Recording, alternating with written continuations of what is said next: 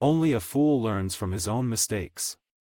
The wise man learns from the mistakes of others.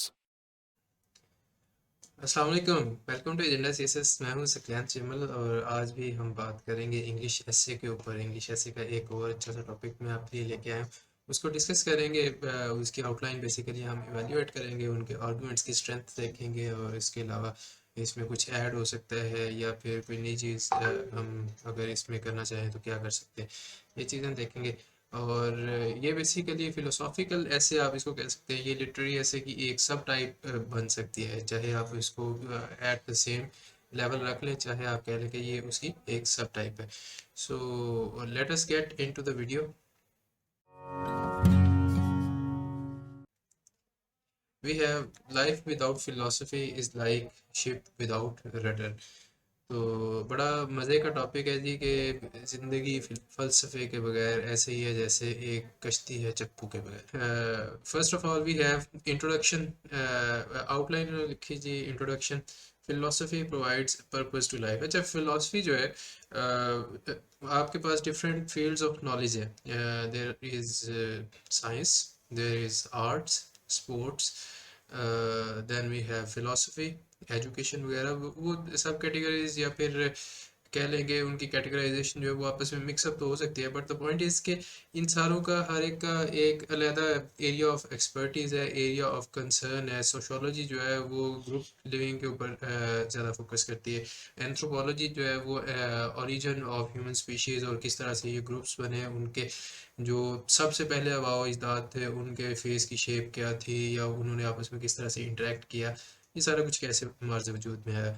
इसी तरह philosophy भी एक स्पेशलाइज्ड सब्जेक्ट है, स्पेशलाइज्ड फील्ड ऑफ वर्क है, जिसके अंदर हम आइडियाज़ को डिस्कस करते हैं। आपने सुना होगा नाम सोक्रेटिस का, यानी सुकरात, इसी तरह प्लेटो यानी अफलातून, तो वो भी फिलोसोफर थे। ओनली थिंग इज़ कि दे वर मोर कंसर्न अबाउट पॉलिटिक्स। ठीक है, सुकरात जो है वो तो वैसे ही जनरल फिलोसफी पे था, लेकिन जो प्लेटो है उसका हमें ज़्यादातर काम मिलता है पॉलिटिकल फिलोसफी के साथ। तो this is the science of ideas या फिर द डिस्कशन ऑफ आइडियाज़ जो है उसके ऊपर बेस करता है। अब आप अपने आइडियाज़ को दूसरों के सामने रखते हैं, फिर आप उनकी निगेशन सुनते हैं जी कि ये आइडिया क्यों वर्क नहीं करेगा, या ये आपकी जो प्रोपोजिशन है वो ठीक नहीं है, ये वाली भी ठीक नहीं है, ये स्पूरियस कोरिलेशन आपने बनाया है, ये सारा कुछ होता है। लेकिन फिर आप उधर कोरिलेशंस अगर स्पूरियस आते हैं तो आप फिर उनको इम्प्रूव करते करते आप अल्टीमेट ट्रूथ जानने की कोशिश करते हैं, अपनी ज़िंदगी का मकसद जानने की कोशिश करते हैं, दुनिया किस तरह से मार्ज वजूद में आई या फिर दुनिया को पालने वाला कौन है। इस तरह के बड़े गंभीर और कॉम्प्लिकेटेड क्वेश्चंस होते हैं फिलोसफी में। बड़ा मज़े का सब्जेक्ट है और खैर इसको थोड़ा सा एहतियात के साथ पढ़ना चाहिए। अगर आपको अपने ईमान का डर रहता है तो फिर आप फिलोसफी में जाके बड़ी जल्दी गुम भी हो सकते हैं। ठीक है, खैर life without philosophy is ship with is like ship without rudder. तो अगर ज़िंदगी जो है वो फ़लसफ़े के बगैर है तो वो चप्पू के बगैर ऐसे है जैसे चप्पू के बगैर कश्ती है कि वो उसको चलाने वाला कोई नहीं है। आप उसको किसी डायरेक्शन में नहीं लेके जा सकते। आप एक जगह पे ही स्टैटिक है, आप उसको मूव फॉरवर्ड भी नहीं करवा सकते। और आप एक बड़े सारे पानी के तालाब, पानी के समंदर के अंदर खड़े हैं जहाँ पे आपको आगे पीछे जाने के लिए कोई चीज़ आपके पास नहीं है, क्योंकि रडर ही आपके पास नहीं है। So life is stagnant, life is meaningless, life is a mere object, you can say life is not alive।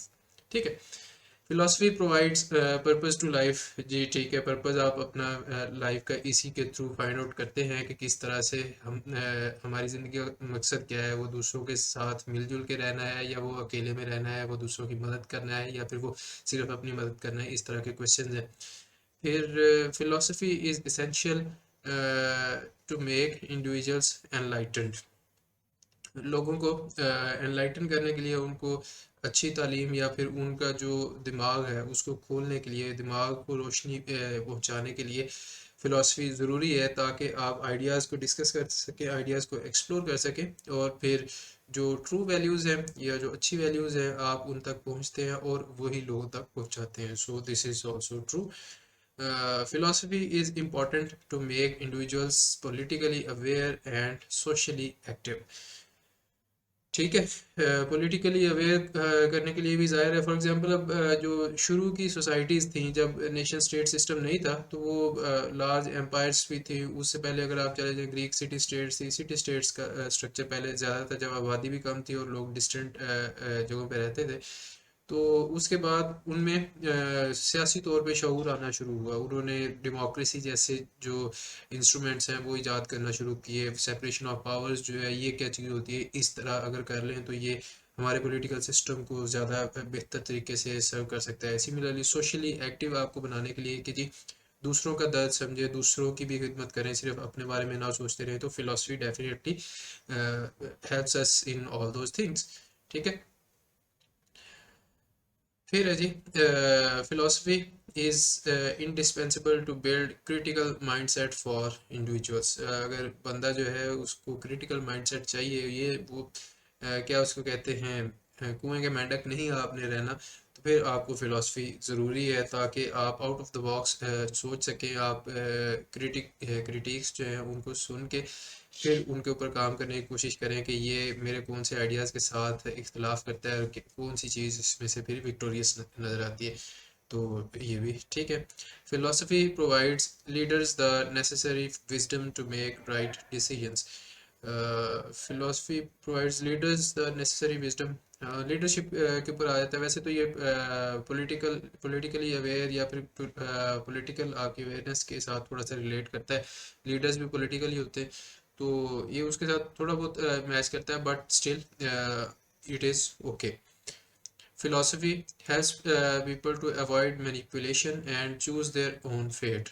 Philosophy से लोग जनाब मैनिपुलेट होने से बच जाते हैं और वो अपनी फेट यानी अपनी किस्मत जो है वो खुद बनाते हैं। क्योंकि अगर आप if you are simply a follower, आप उसके बारे में क्रिटिकली नहीं सोचते, किसी भी बिलीफ के बारे में, किसी भी कह लें कि हिस्टोरिकल फैक्ट के बारे में, हिस्टोरिकल स्टोरीज़ के बारे में भी आप कह सकते हैं, तो फिर आप सिर्फ और सिर्फ दूसरों को फॉलो करते हैं। लेकिन अगर आप फिलॉसफी को पढ़ते हैं और आप हिस्ट्री को भी एनालाइज करते हैं, आप करंट हैपनिंग्स को भी एनालाइज करते हैं, फिर आपको कुछ पैटर्न्स नज़र आना शुरू हो जाते हैं कि जी ये अगर हिस्ट्री में ऐसे हुआ था और आपकी अभी किताबों में ऐसे लिखा हुआ है, तो ये गलत है, ये आपने खुद से दरमियान में कोई चीज़ जोड़ दी। So philosophy is also inevitable for people in order to avoid manipulation. Philosophy is a perpetual source of pleasure. Full stops की गलती है, चलें एक तो गलती हमें मिल गई ना कि फुल स्टॉप्स जो हैं वो नहीं लगाए हुए। Is a perpetual source of player. अब प्लेयर जो है यहाँ पे डिफाइन करना पड़ेगा। कुछ लोग जो हैं वो अपनी किस्मत के साथ सेटिस्फाइड भी होते हैं, जो बिल्कुल कह लें अब complacent, I think is the right word है। तो वो कहते हैं बस ठीक है जो है ठीक है, हमें कुछ भी नहीं चाहिए। लेकिन फ़िलासफ़ी जो है वो आइडियाज़ को एक्सप्लोर करने का नाम है, नए आइडियाज़ को सोचने का नाम है।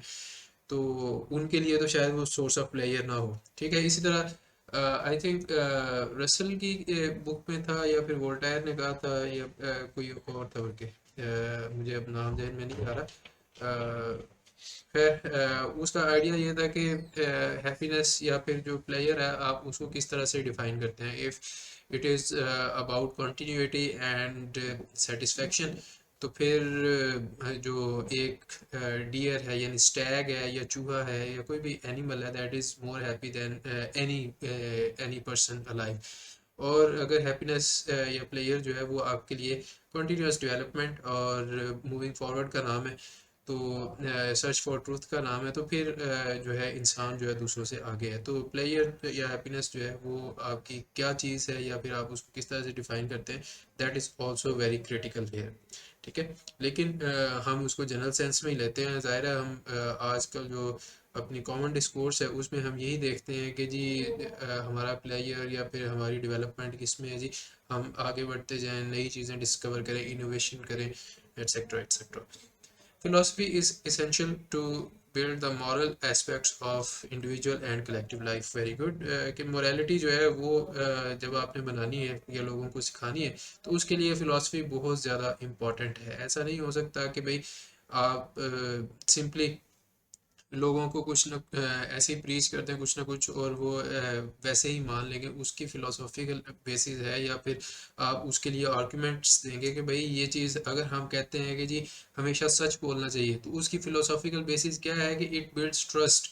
लोगों के दरमियान में ट्रस्ट होगा, सारे लोग जो हैं वो एक दूसरे के ऊपर ट्रस्ट करेंगे, आपकी जो आपस की बिजनेस डीलिंग्स है, आपस के जो रोज़मर्रा के मामलात हैं वो स्ट्रीमलाइन होकर चलेंगे। लेकिन अगर आप झूठ बोलते हैं तो फिर डिस्कॉर्ड पैदा होगी। यही वजह है कि डिस्कॉर्ड जो है, चूँकि वो आपकी सोसाइटी के लिए, आपकी अपनी वेलबींग के लिए, दूसरे लोगों के लिए ठीक नहीं है।